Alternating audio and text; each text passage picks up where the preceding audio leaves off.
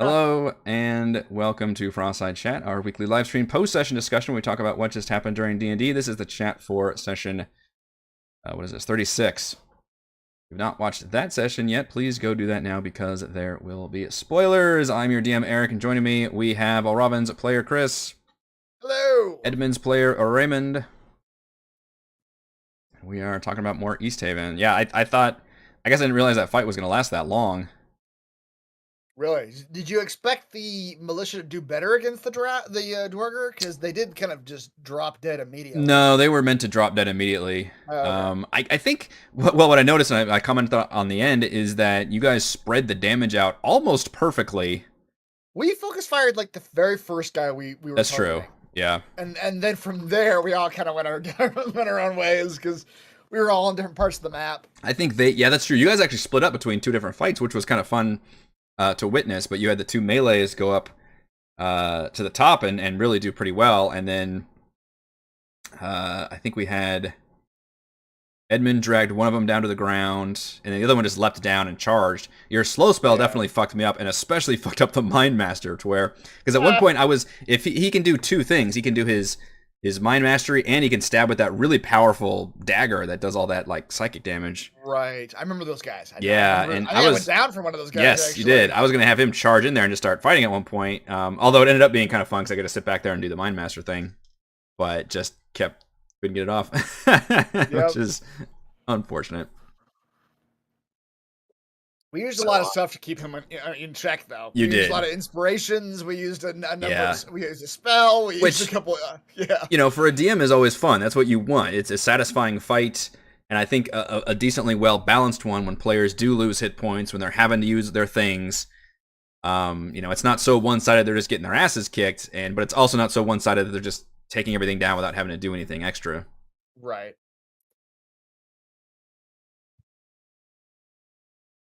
Yeah, I know. I would like you to figure out at one point when my homunculus gets to come back. Oh, right. When he drops the message off. Is it trained to come back? I was saying that we calculated like where we would be, so it come meet us here.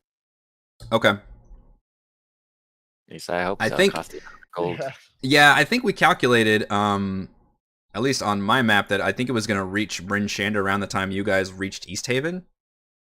I think was or was it? I might have been farther. No, that was generally it. Is that generally it? There were some questions on if we would get stopped on the way there, or if we would get like waylaid by snow or something. But travel conditions. But generally speaking, he could travel about the same speed as us. I think is what we determined. Okay. Well, it had farther to go because you guys were going to East Haven and Bryn Shander is much further away, so I know that much. Right. But he was flying. But he was flying. So it was like sort of 6-1. Yeah. So you surmise he's probably, if he hasn't reached Bryn Shander yet, he should be doing that relatively soon, is probably about where it's at.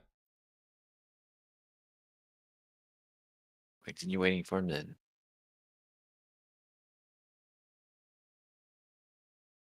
Yeah, anything else about the militia? I mean, these are cool Dwerger. This is not a creature I made up because I rarely actually do that. This is a Dwerger spy stat block, apparently from Tales from the Yawning Portal.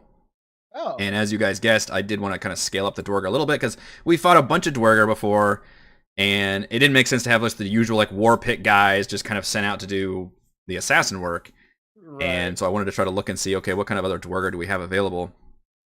And the Dwerger spy worked perfectly. It's literally a Dwerger with rogue abilities. He's got the cunning action, which is the bonus action disengage dash thing, and then he's got the sneak attack that he can do once per turn. If he's got either advantage or he's within an ally, works the exact same as a PC sneak attack. Yep. Yeah. I mean, it felt like we were doing fine, except that I got within one hit point. I just happened to be too far out forward, I guess, at one point, and got targeted. Yeah, you got one good volley of attacks from the two that were down there at one point. They were both alive, both had low hit points, I think, and they were both attacking you. But I think out of 4 attacks, only 2 hit you. So you still stayed up. I stayed alive, yeah. Yeah, Edmund took some hits. I think Frey and Celeste might have both taken some hits. Thuck and Thimbleweed's still at full health, by the way. Yes, I did notice that, actually, yeah. Yeah. Surprised nobody tried to drag a Dwerger into the fire. I knew as soon as I put a fire there, I was like, somebody's gonna get thrown in the fire. Oh, but yeah. you did I throw somebody in, Raymond, down on the ground twice. Actually, I think twice you threw people on the ground. Yeah, both in one move. Yep. Yeah. I think what happened with that fight is that, in terms of spraying the damage around, is that I don't think we realized how many Dwerger there were to the south. Yeah. We can see the ones to the north. We can see like there was like 2 or 3 up there. Yeah. And then I don't think we realized there was also like 3 or 4 down to the south as well. You know, it's tricky because I was trying to play it like they are stealthy rogues or going in and out, but it's not. They already used their invisibility, so they can't do that again. So all they can do is kind of do the hide action. Right. But at some point, I was like, well, there is one guy back here. And then I realized, what's he going to do? Is he just going to stay back here and hide and wait? But nobody's going to come for him. So that was the guy I had like charge and do the roll. But unfortunately, I failed miserably at his acrobatics. So I had him fall prone and take damage and all that. But I was literally like, oh, they don't actually have any range attacks. And nobody came up to this floor. You guys are just kind of range attacking them. So I realized that was a bit of a flaw in my plans. I was like, well, I guess they just have to jump down and charge then. But yeah, you slowing the Mind Master meant that he could only do basically that Mind Mastery thing each turn. That definitely locked him down pretty well. Yeah. I like throwing those guys in there. Those guys are fun. Yeah, they're dangerous. And yeah. Reese identified that pretty quickly. Like, okay, he's my target now. I know. I guess I got it off once because the first time I did it to Reese or Thimbleweed, and he made the save with inspiration. He made the save. Second time he failed, and then I did control him, but then he missed the attack on you because of disadvantage by 1. Yeah. And then the third time, it was inspiration again that was used that thwarted him. Yeah. So I guess. No, I mean, yeah, we were using stuff. It's draining that stuff, so that's inspiration you guys don't have for the next fight. So exactly. But man, that would have been so sweet if I had gotten control at Spore Servant to bash your head in. I was literally thinking, and somebody in the chat had said like, "Oh, why don't you mind control Celeste?" I was like, well. Because we figured out this last time where the mind control specifically says you can either have them do a melee attack or have them move up to 10 feet, but you can't make them do both. Yeah. And at the time, Celeste and Frey weren't even melee to each other, so I was like, well, I need to target. So basically, his whole goal is to find people next to each other. Yep. So that's why he was targeting Thimbleweed, because he figures, okay, Thimbleweed's going to be the strongest one. We're all kind of and he would be the best one to exactly. And then as soon as Celeste came down, I was like, yes, oh my god, he did it to where Celeste is right next to him. Like, mind control was going to be amazing, and then it went like it did. Yeah, I think that's, in terms of like the consequence of those kinds of enemies, us having to use a bunch of stuff to counteract them. That's fine. My initial plan was to have Captain Arlagath be mortally wounded and have just one of those like desperate save these people. But then you healed her and and you guys rushed forward and or I guess Fran and Celeste did managed to basically pull them off of her almost instantly. So I was like, even though I had she got knifed in the surprise round, I think she's fine. That's always a weird thing because you always. It's the whole like, wait, why didn't you use a Phoenix down on Aerith problem? It's like you want to have these cool dramatic moments, but also mechanically players are like, well, wait, can I just heal that person? And I can just heal them. It's fine. It's not even a big deal. It's very strange. Yeah. That the Aerith comparison is very apt. It's like, cinematically, I want this to happen. Yeah. But mechanically, it doesn't make any goddamn sense because you could just. Yeah, you need to defend it. Which is, I did do it with the I'm jumping ahead a little bit, but the end of the session where I ripped off the speaker's head and I was like, definitively kills this motherfucker. That's fair. There's no cure wounds on this dude. He's gonzo. That is absolutely fair. Which I don't know if I should blame you for this or blame the campaign for this, but there has been a dearth of short rests in the last fucking 3 months. Like, we have not actually had a short rest in a long time. That's true. Both. I think you can blame both of us. Yeah. The second half of Sunblight, you were very much under the gun with timing. Obviously, it was an active dungeon. It makes sense. It makes perfect sense. It's just, I guess, it's just the combination of things happening in rapid succession. This is a unique situation, which has been tricky to do, but there's an active threat happening constantly. Yeah. So normally even a long rest is like, well, I can't really long rest in a dungeon maybe, but you could short rest and that's what it's designed for. But here it's like, God, even if you short rest for an hour, like the dragon's gone. Yeah, like it's dangerous. So I feel for you because this is the kind of shit where the short rest was invented for, right? Is like, you know, we want to get back some resources. We want to heal up. Right, we had a huge fight. We had a huge fight. Yeah, it makes sense to short rest. I'm totally with you, but this is a unique situation, which hopefully makes it exciting. But I get that, yeah, you guys are hurting. Is like, oh shit, we can't even short rest. We're just so under this extreme time management issue. Yep. I think this is probably the worst of it that you just experienced, which is we just had a big fight. We really wish we could short rest, and now we just fucking went into this dangerous zone that is another fight. Yeah. Like, we're in so much trouble. Yep. I get that.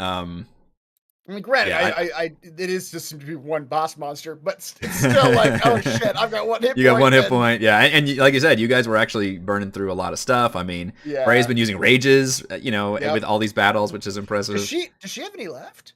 I think she's got one, I think, right? Okay. I think she's got 3 total. She would have had 4 if she had gone... Barbarian, yeah, but she went fighter. She's got 1 left. She used 1 at the that fucking, which I was surprised as hell. She raged at that loot fight. Yeah. She really wanted to kill those guys. Raging here makes sense because she definitely needed it. And then presumably she will rage in this upcoming fight. I would hope so. It's gonna be. I don't know. Yeah. Okay. Yes, David.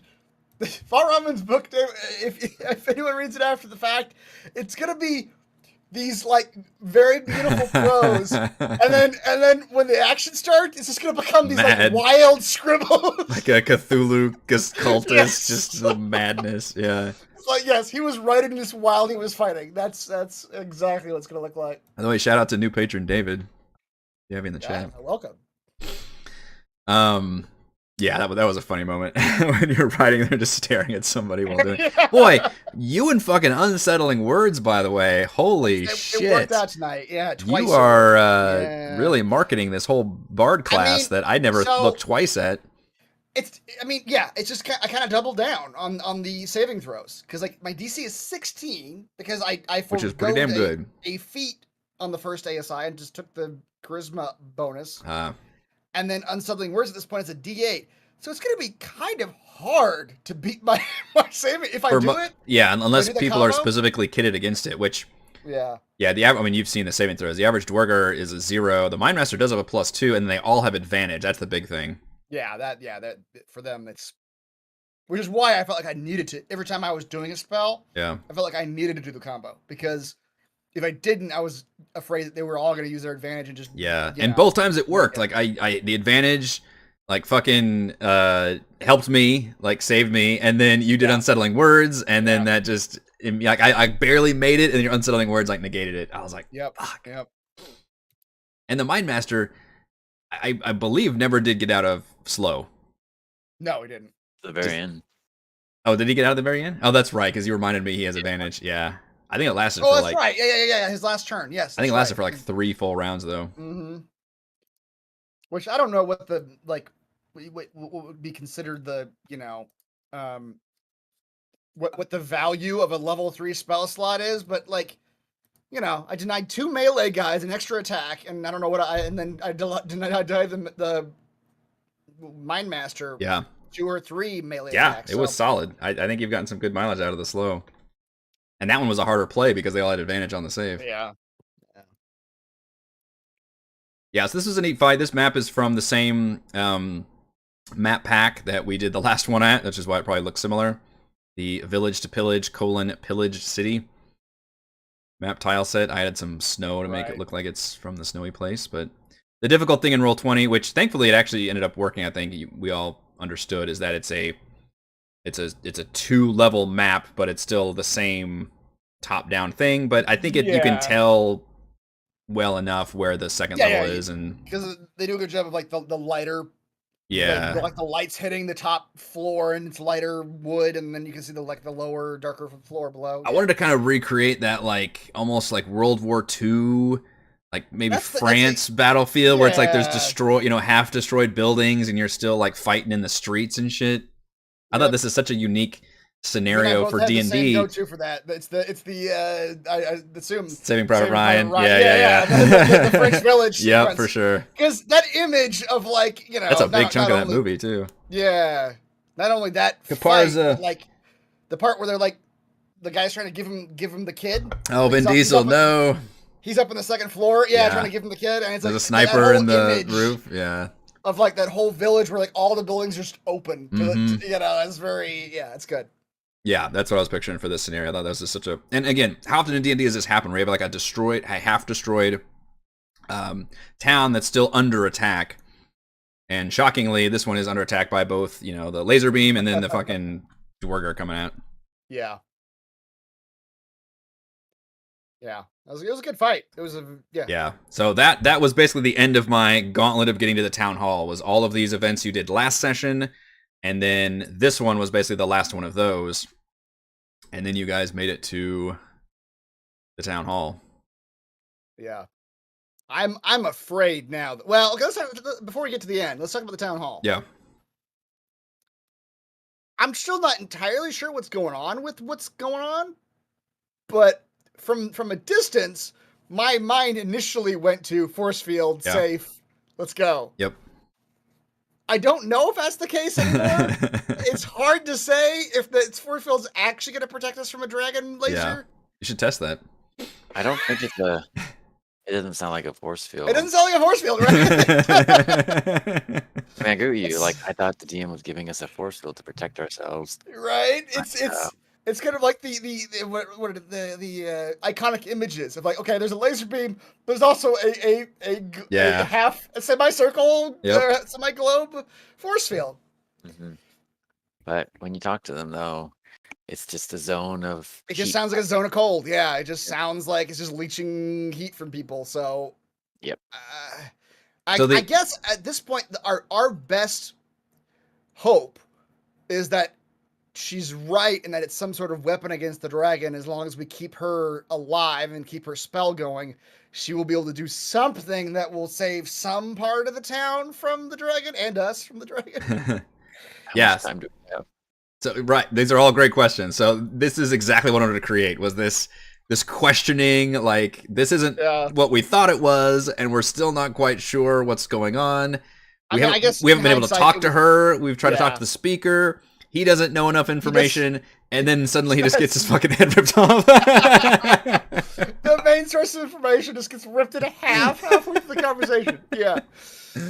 Yep. Yeah, I'm getting a lot of use out of this stupid little battle map, by the way, also. We had that big Dwarger thing here, and now we've got a whole nother combat. Literally the same map. I just put a rubble, the same. I said this in crafting. The same exact rubble token I've been using since we've been playing Shadowrun, like 7 years ago, whatever it was, 6 years ago. Yep. Same token. Great. That's funny. Yep. But yeah, that's totally the thing I wanted to create. Which, by the way, this blue is created by the aura. Chris, you might be familiar with this because I think you might have used this before. But every single token, and Raymond, you've done this too. You can turn on an aura on the token, and that emanates a certain circle, which can be distracting because. Oh, Eric, we don't see that.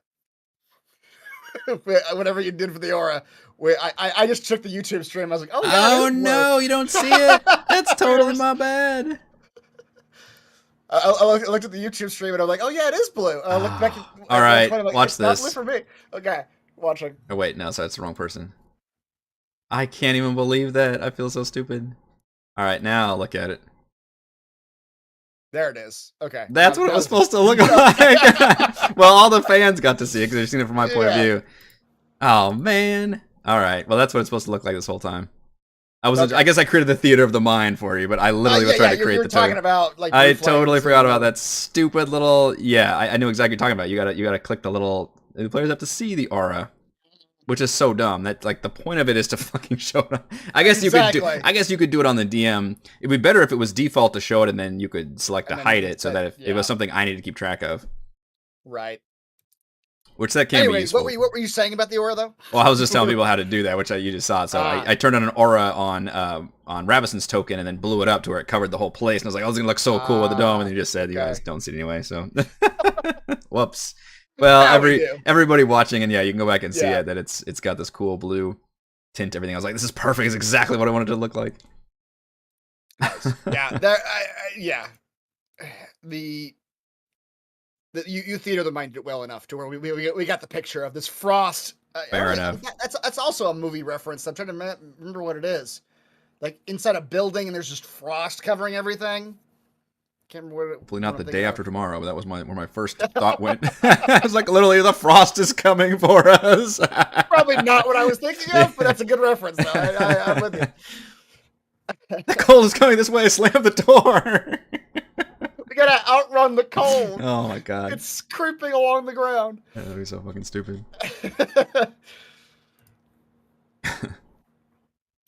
But yeah, I mean, honestly, in hindsight, I feel like it was dumb of me to expect that it would be safe in here because we not necessarily that. I mean, that's not. Well, not an ally that we could trust. But to come in here and for it to be like, hey, 3 of us immediately get exhausted because it's fucking freezing. I was seeing that. Yeah, all 3 made the like, oh dear.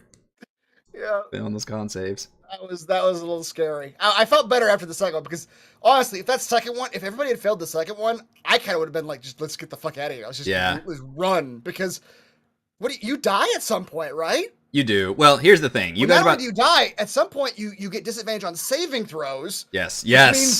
It's a spiral. It's a death spiral. Yeah. I think the first 2 aren't super horrible. The third one is the one that is fuck city. That's the one they have disadvantage on attack rolls and saving throws. Yeah. And then from there it gets real bad. It's just But yeah, you guys passed the second one, which is good.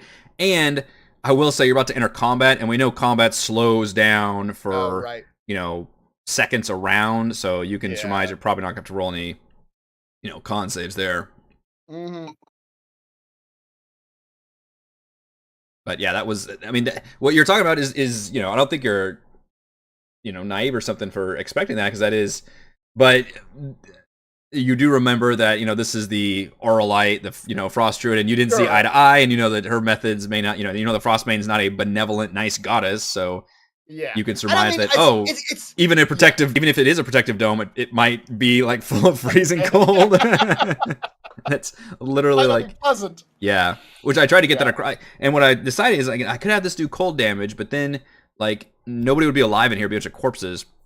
So mechanically, I was like, it way makes more sense if it's causing exhaustion that's drawing the warmth out of people. And then people could be in here for quite a while and, suffering from levels of exhaustion, basically, because of their being in here. So weakened, but not dead. And that actually ends up solving my issue. It also tracks with what you've been doing for the freezing cold of the wilderness. So like you haven't been doing cold damage on us. You've been doing levels of exhaustion. Correct. So, that's true.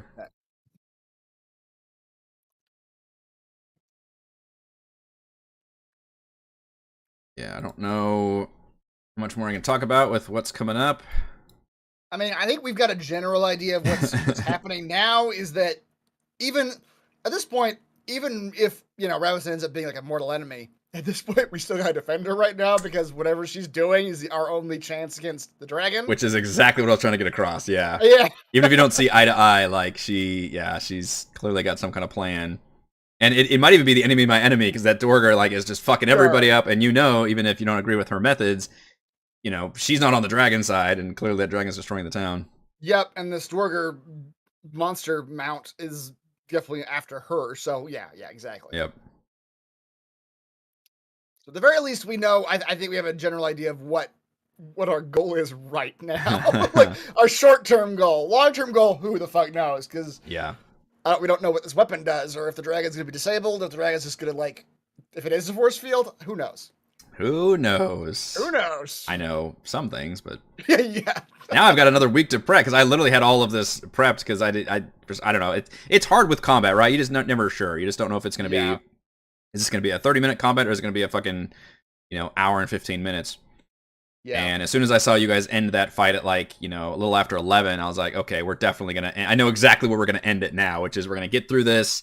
Depending on how slow and lingering you guys get, which you didn't linger too long, especially once you started taking those con saves. Yeah. I was like, all right, I know exactly where I'm going to end it, which is why I had you guys roll the MVPC before even, I think, talk to Ravison, because I was like, this thing is going to come up, and then we're going to end the session. Yep, which, that's it. You don't always get those cool cliffhanger endings for a session. Sometimes it's tricky, but I've been looking at it recently. Yeah.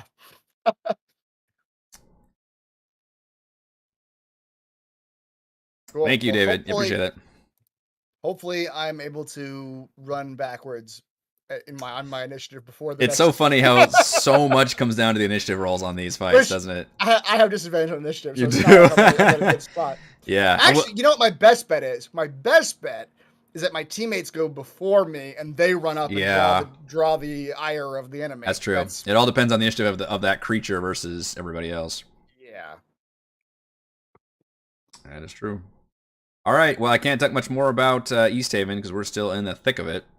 Right. But looks like we'll definitely be spending another session here. I think that'll do it for Frostside chat. I think so.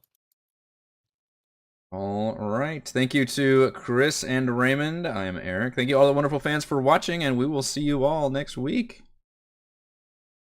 See ya.